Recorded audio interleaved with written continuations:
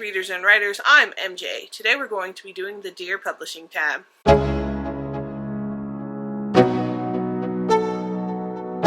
So I first found out about this tag from Bendy's Books, which I will link her channel down below.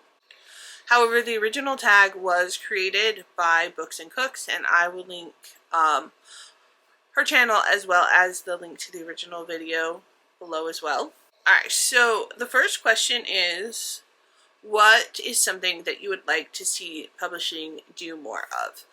And I think if you have been following any of my social media channels, it's pretty apparent that what I would like publishing to do more of is to have more diverse voices and more diverse representation. And yes, this should take all forms. We need to continually have more racial diversity, but then also we also need to have more intersectionality within those diverse voices. So specifically, we need to have Black and brown writers that are also autistic, also disabled. Not that those two are mutually exclusive, and like that have multiple identities, not just, oh, this is a diverse book because the writer is Black, which is true, but we also need to have like diverse groups represented as well. Specifically, I think publishing industry should embrace autistic voices for autistic voices without having to neurotypicalize them for everyday readers. And again, this is not something new, but I do, and in general, I think that mainstream readers tend to have a hard time switching over and not being the main character, and so publishes towards those mainstream readers, but those mainstream readers are not even the majority in our culture. They're just have the majority of the power, I guess, and the representation, and so that's what's deemed as normal within our society, and everyone else has to adapt. And being white, obviously I'm part of the mainstream as well, racially, but then other avenues such as being, non-binary, being autistic, I think pulls me out of that enough to recognize that my own privilege in reading a lot of these books that are white-centric. And I try to read books with diverse voices, not to force my voice onto them, but to learn from those voices. And I think publishing should embrace that, and that we as readers should embrace that more, myself included. So that is what I would like publishing to do more of, because humans and human culture is diverse and beautiful, and beyond just white mainstream culture. What is something you would like to see publishing do less of? And I think this is probably going to be a very common answer, but publishing tends to honestly put all their eggs in one basket, as the saying goes, where they bank on these high profile authors that are already successful. Like, the authors have broken through, and so then they push all their money towards them to get more sales.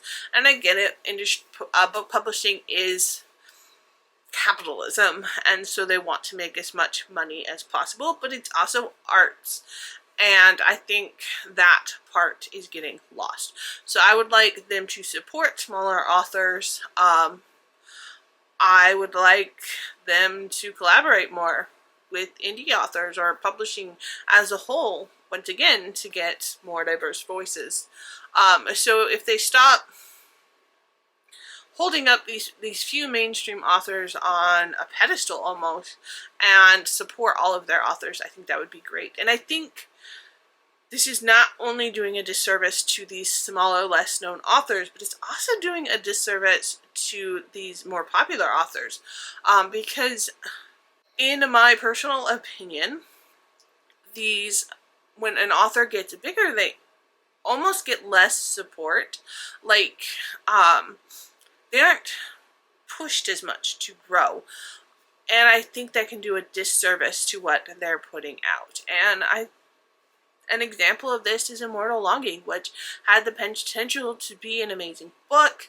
Chloe Gong is an amazing writer, and I think they did a huge disservice to her by not pushing back on that book and doing a little bit more developmental edits to make it stronger, to take out the plot holes, and to make it an amazing book. And instead, in my opinion, it wasn't. And I think it was because they didn't push her, because they already knew that they were going to sell.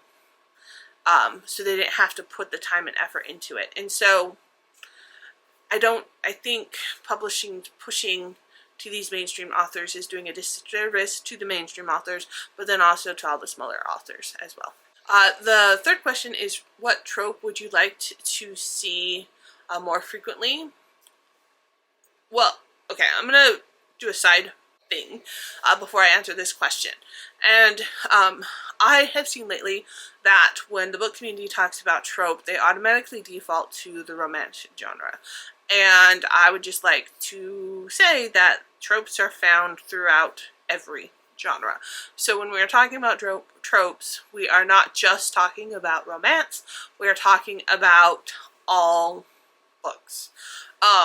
But a trope I would like to see more of, which really is just representation, is the character that is not, it is asexual, aromantic. And, there's been a lot of conversation going around that sexuality is not a trope, and that's absolutely true. So maybe I'm not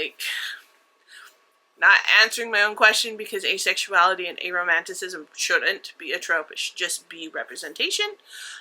But I would still like to see more of that representation in books. And I'm currently reading V. Schwab's newest book, and I'm very excited that there is at least, I would say it's Aro Ace representation in there. But the semantics of it honestly doesn't matter in the fact that it's specifically stated as representation, even if it's not labeled. And love it. So, which is why I adore V. Schwab. Alright, since I have answered that question, on to the next one. What is a trope you would like to see less frequently? Okay, so I am going to answer this about the romance genre. And I do not intend this to kink shame or to discount anyone who enjoys this type of book. But there has been a strong shift to these very, very dark romances, and I think my concern is that they're now everywhere and normalized, with the expectation that everyone should enjoy these as romances.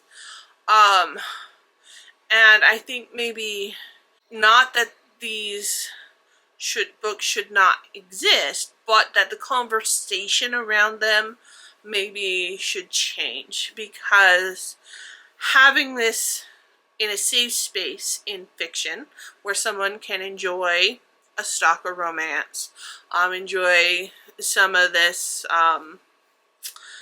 more domestic abuse. I mean, I do have a hard time understanding why people think that that's sexy. I'm not gonna lie. For lots of reasons. Being asexual myself, but being a survivor of abuse.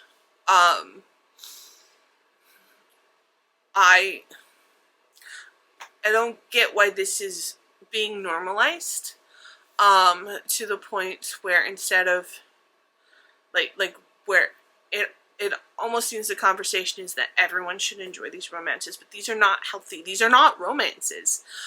These are, sure, specific. Some people could get relief from reading about them in books, but I think we need to have a healthy conversation about this is not how relationships should be.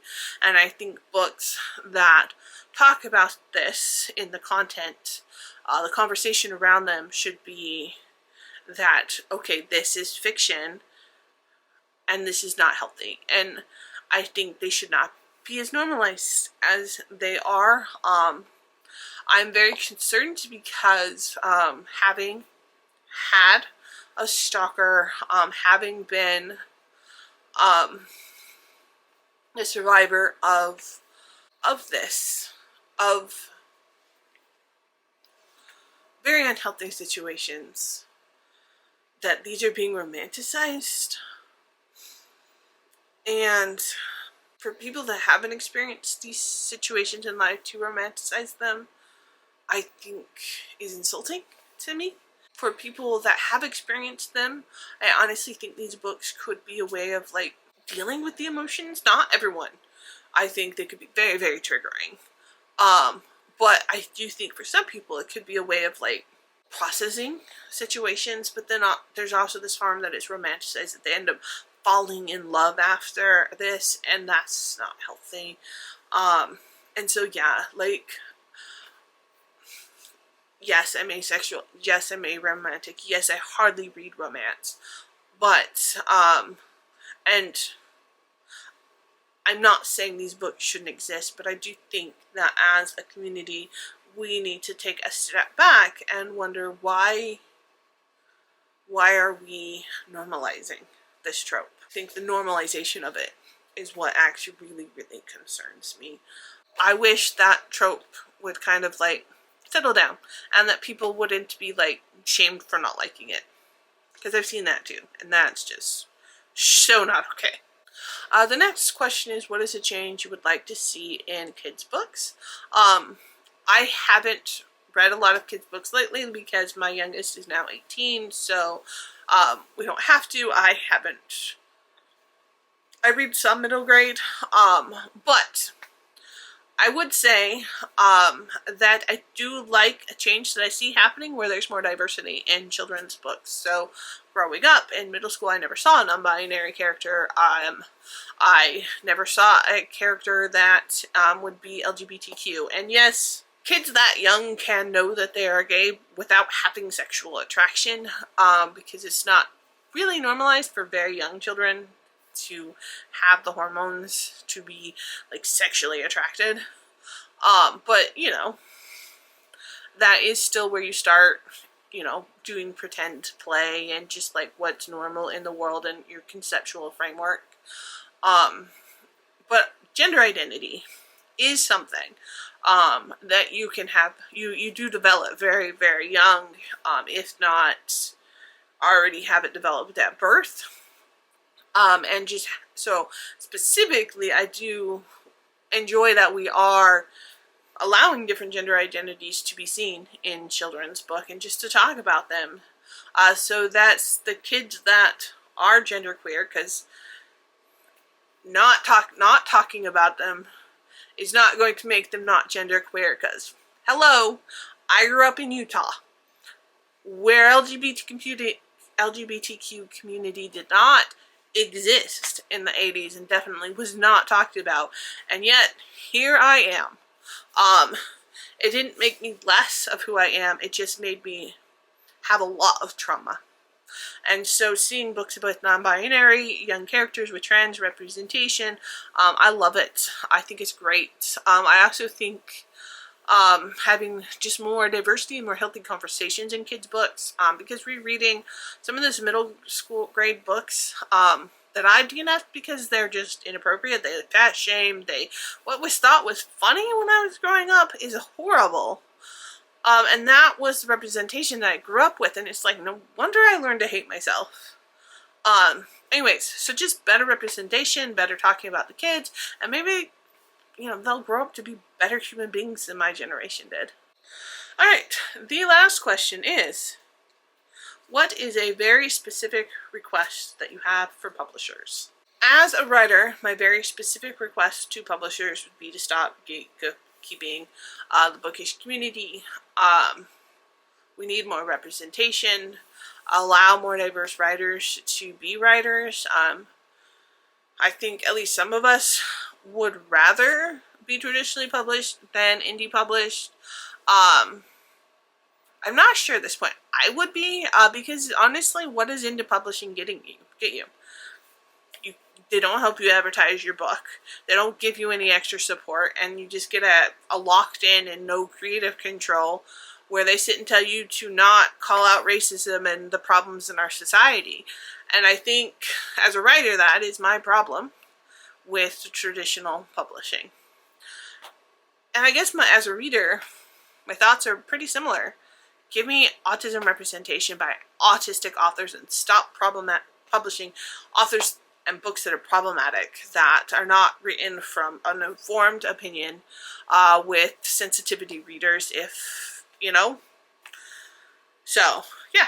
So I guess they're kind of pretty similar and aligned, but that is the Dear Publishing tag, and please check out Bendy's book, where I discovered this tag from, as well as the original creator, Books and Cooks, which links are down below. And as always, keep reading, keep writing, and until next time.